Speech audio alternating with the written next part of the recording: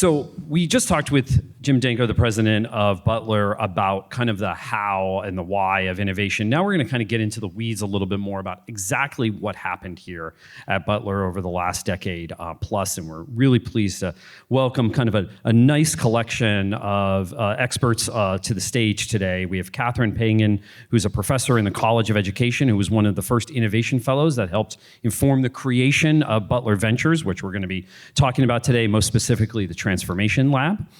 We also have with us Melissa Beckwith, the Chief Strategy Officer at Butler University, who I got to meet, who was a member of one of the cohorts of the Arizona State Georgetown Innovation Academy for Innovation, Higher Education Innovation. So thank you. It's great to see you again, Melissa. And we also have Chris Gall, who's a longtime board member at Butler, who currently serves as the vice chair of Butler's Board of Trustees. And in his day job, Chris is the EVP and Chief Marketing Officer of Visit Indy, and so has gotten us to come here, gotten the Future U Campus tour. I know we're not as famous as, the swimming and Olympics and the Super Bowl and everything else, but we're pleased to be here. Thanks for visiting, bringing the tour here. It's a big deal. Yeah, we're honored. Thank you. It's great to be here.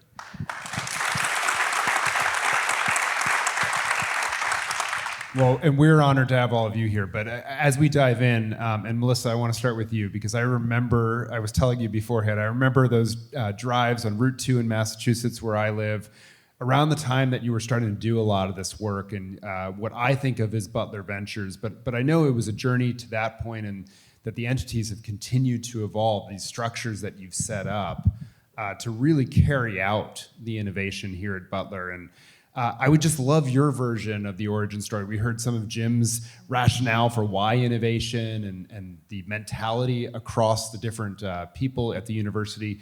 But I just love your sense of what this needs to look like, the origin story, and the sense of what was success as you set this up. Well, first of all, thanks for taking all of my phone calls 6 years ago.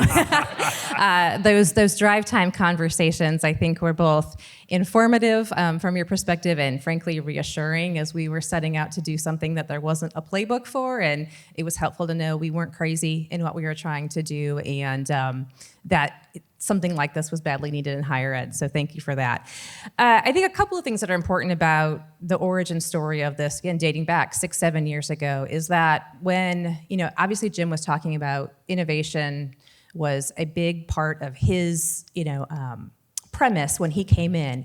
But as we were launching the Butler Beyond strategy many years ago, we had intentionally talked about the fact that in order for us to make the pivot we needed to make as part of that strategy, we were going to need different structures and different innovation, methods of innovation in order to make that happen. So, the whole thought of setting up a separate entity, which is named Butler Ventures, wasn't something we decided to do because we thought it would be fun and exciting. I mean, it's been a lot of work. It was a very intentional decision in support of our core strategy. So I think that was a really important point of it wasn't something off to the side, it was something we had to do in order to live into dual transformation, which is what we were really wanting to do at that time, which was not only enhance the amazing undergraduate education we have, but also at the same time, broaden the learners that we serve in a way that we could scale broadly. And so we knew at the time that we needed separate structures, processes, capabilities, financial means, all of that in order to pull this off. So that, I think, was a really important point. So coming out of a Board of Trustees meeting, we had the encouragement by the trustees to, at the point, I think the resolution said something as broad as set up a new structure to do new programs, entities, and ventures. And that was about the direction. And that's simple, yeah. Yeah, it was like, that was, I think, the crux of the direction we were given, which in many ways it was great that it was that broad. In other ways, it was, okay, so what do we do now? Interestingly, at that same time or a similar time, not only did the trustees kind of feel that way, but we had been working as part of a faculty advisory group that Jim convened. We had a group of faculty that were saying, hey, we want to innovate. And they had actually come forward with an idea of, could we set up a separate entity? So we had these things colliding from multiple stakeholder perspectives, faculty, staff, administration, that all said, we want to live into our big new strategy, and we need to figure out how to innovate quicker, faster, bigger. So that's a little bit of the context. I think coming out of that trustee meeting, then we had to figure out, okay, so what is this? What are we really doing, and how do we pull this together? So we spent about 18 months doing a lot of work. Some of that was we visited Google and Apple's headquarters. We spent a lot of time with those companies out in California, understanding how they did innovation. We met a number of times out at Arizona State with the Ed Plus team and looked at how some of the leading universities were doing innovation. So we were taking learnings from all of that, and then brought in a group at the time that was nationally doing some work in looking at how different universities set up innovation structures with Entangled.